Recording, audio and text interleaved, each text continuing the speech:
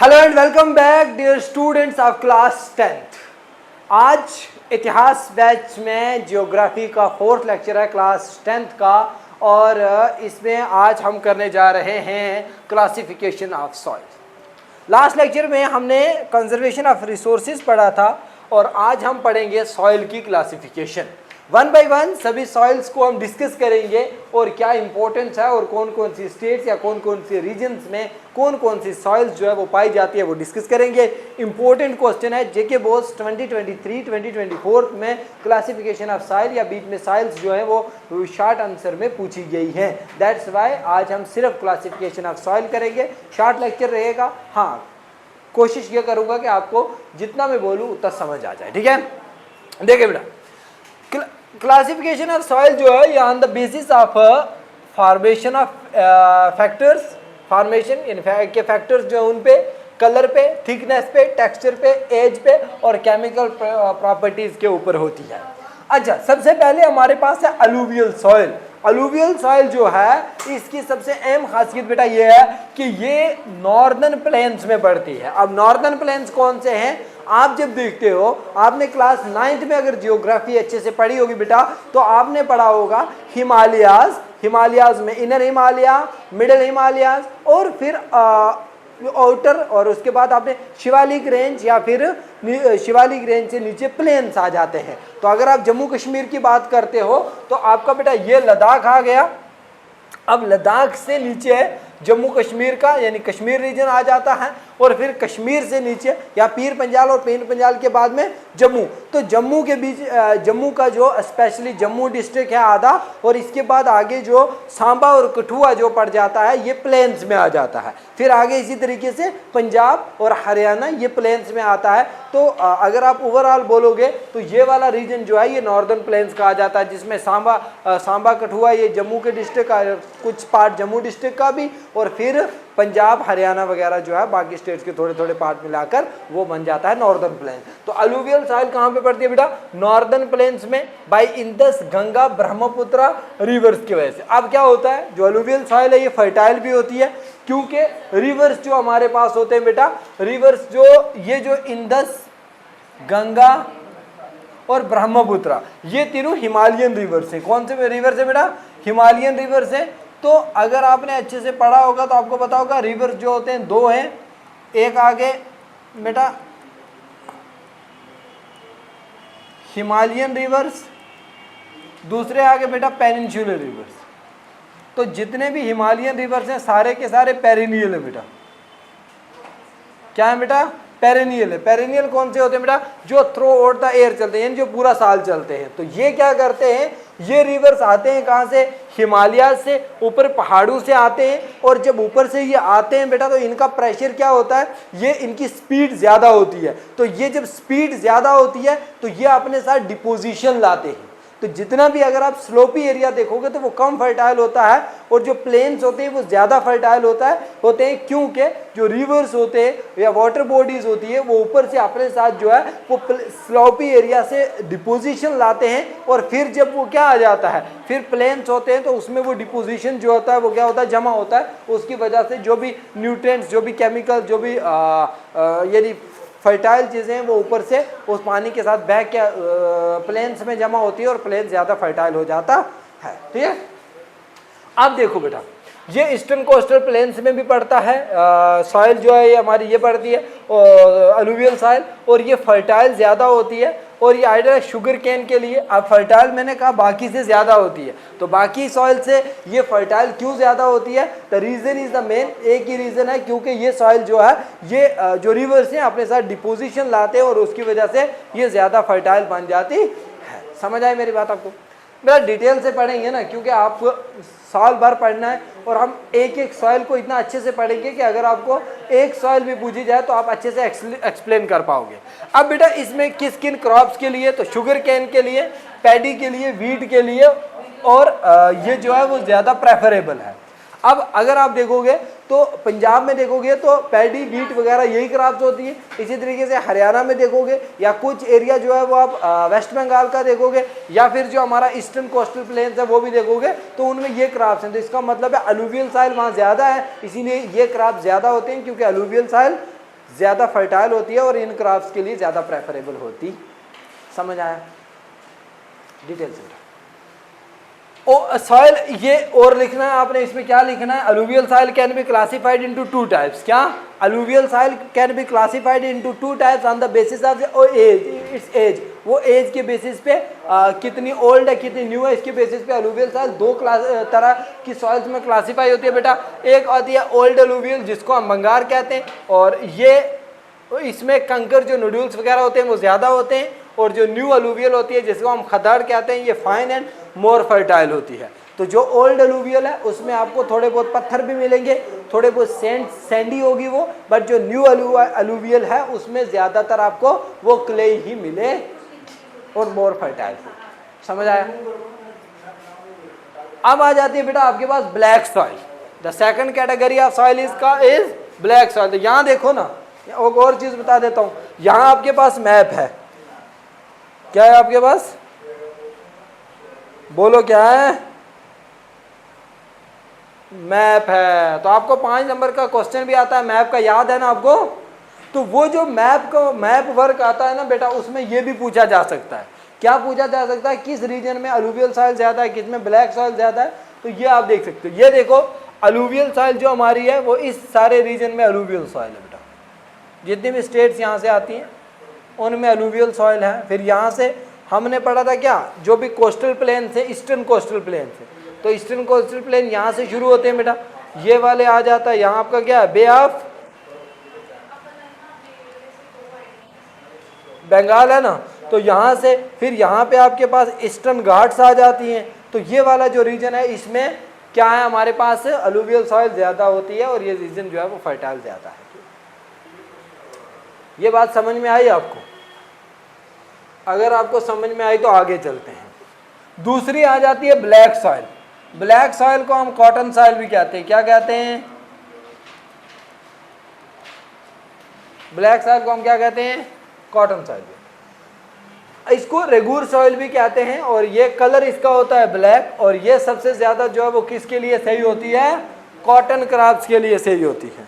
तो black soil जो है बेटा ये सबसे ज़्यादा किस क्रॉप्स के लिए सही होगी? तो ये सबसे ज़्यादा कॉटन क्रॉप्स के लिए ज़्यादा सही होती है।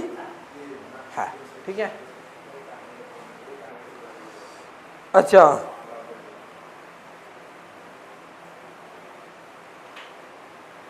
ओके।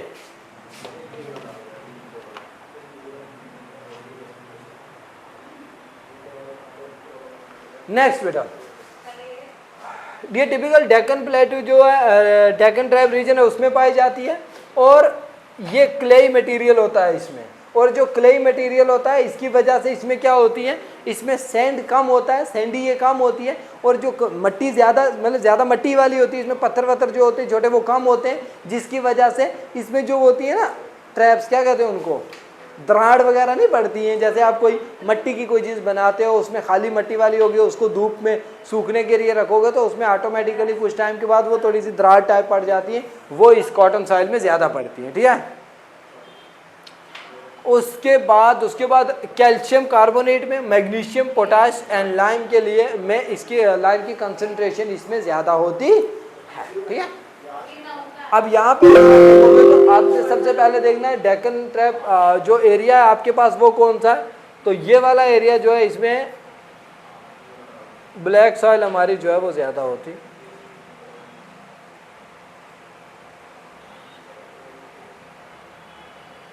ज़्यादा होती है बेटा। ठीक है, समझ आई? अब आ जाता है रेड एंड येलो सॉइल पे। तो ये क्रिस्टलाइन इग्नियस रॉक की बनती है। अब देखो बेटा, आपने अगर 8th में पढ़ा होगा तो रॉक साइकिल होता है। जैसे फॉर एग्जांपल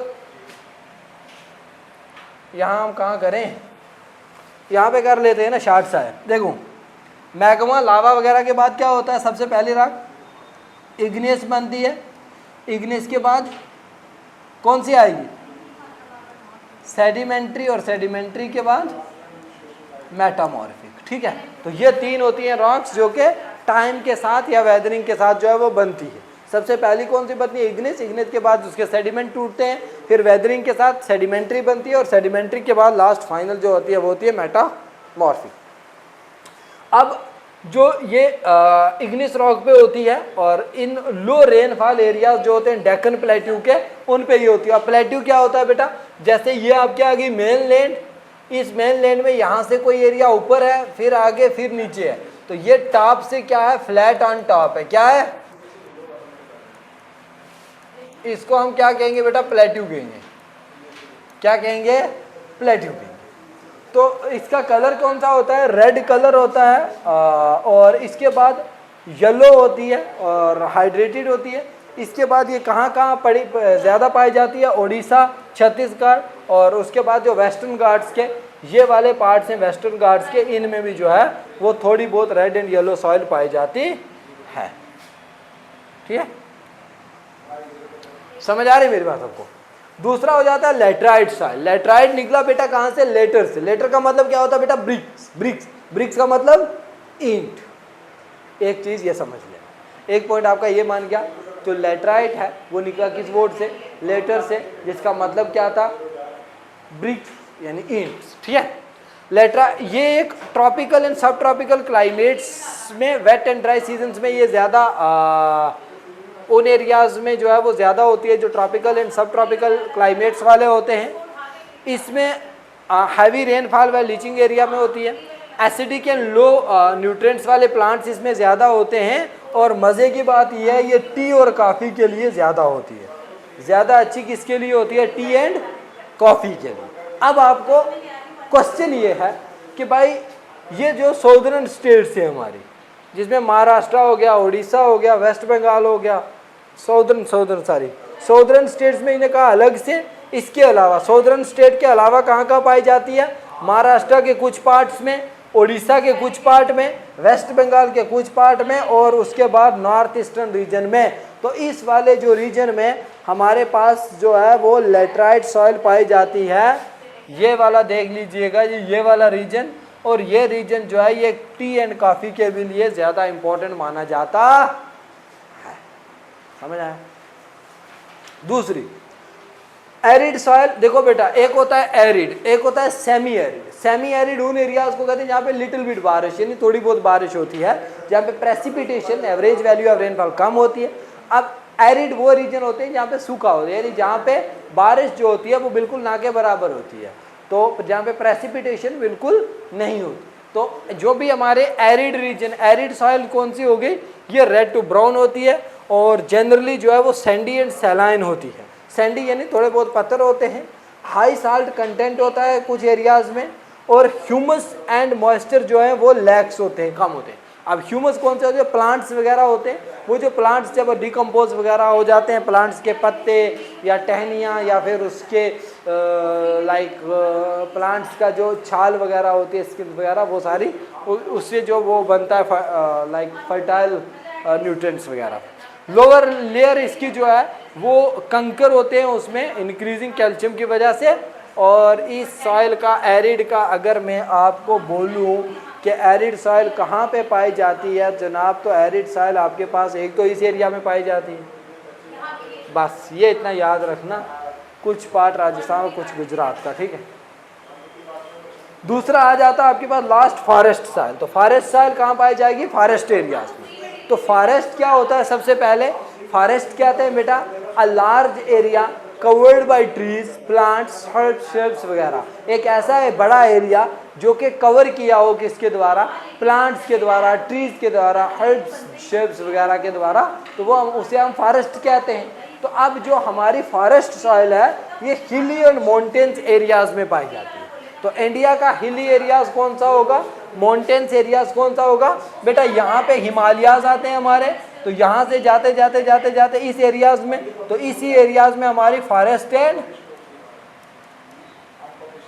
फॉरेस्ट सॉइल पाई जाती है। समझ आए। तो जो भी ये एरिया हैं, इन एरियाज में हमारी फॉरेस्ट सॉइल पाई जाती है। अब फॉरेस्ट सॉइल के लिए आपको जम्मू कश्मीर का एरिया आ जाता है, लद्दाख का कुछ रीजन आ जाता है, फिर जो नॉर्थ ईस्टर्न स्टेट का ऊपर ऊपर वाला एरिया है वो, उसमें जो है वो फॉरेस्ट सॉइल होती है। ठीक है, ये लोमी भी होती है, सिल्टी भी होती है वैली साइड्स पे। अब यहाँ पे समझ लो वैली किसे कहते हैं, अ प्लेन एरिया